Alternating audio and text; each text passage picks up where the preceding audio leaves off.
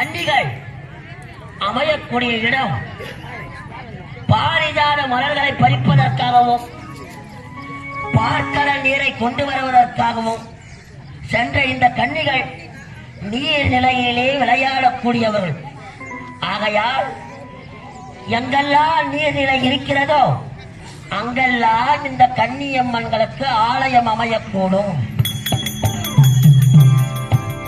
அப்படி ஆலயம் அமைகின்ற இடத்திலே இவர்கள் உயிர் பெற்ற 7 சப்த மாதர்கள் அம்சத்தை உருவமாகவும் உருவ வழிபாடாகவும் கொள்ளலாம். ஆனால் கரம் படாத முன்னே நான் கல்களாக போக வேண்டும் என்று வரத்தை பெற்றிருக்கிறார்கள். ஆகையால் கன்னியம்மன் ஆலயம் அமையக்கூடும் இடங்களிலே இந்த கல்கள் வழிபாடாக இருக்கக்கூடும். 7 கல்லும் வழிபாடாக இருக்கக்கூடும். அதே போன்று இவர்கள் ஆகாய மார்க்கமாக சுற்றி திரியக்கூடியவர்கள். வாயப்படி எதுன்னு தெரியாது. ஆகையால் கன்னியம்மன் ஆலயம் எங்கெல்லாம் அமைகிறதோ அந்த கன்னியம்மன் ஆலயம் அமைகின்ற இடத்திலே மேல் கூரையானது போடக்கூடாது. ஆகாய மார்க்கமாக சுற்றி வரக்கூடிய கன்னிகளுக்கு அப்படி பூஜையாக வந்த இவர்கள் பாரிஜாத மலர்களையும் பார்க்கடல் நீரையும் கொண்டு செல்வதற்காக பார்க்கடலுக்கு வேங்கை மீது ஏறி சென்றார்கள்.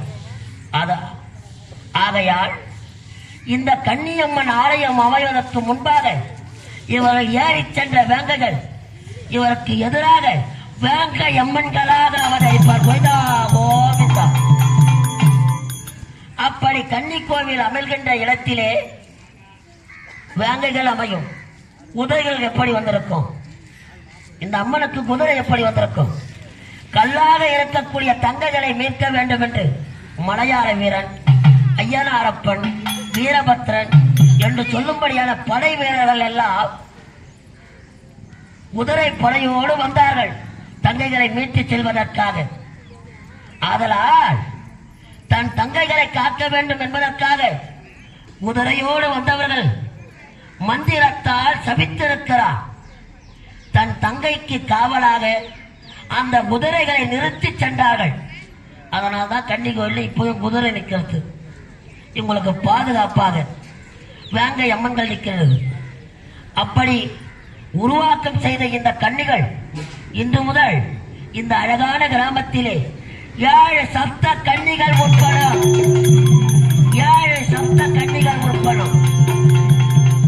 அழகான அவர்கள் கரத்தாலே கன்னிகளுக்கு அபிஷேகமும் கன்னிகள் கரத்தால் சிவபெருமானுக்கு கும்பாபிஷேகமும் நடைபெற உள்ளது. அனைவரும் திரளாக வந்து ஆனால் முக்கியஸ்திரி அண்ணா இருக்கிறீங்களா? இருக்கிறாரா?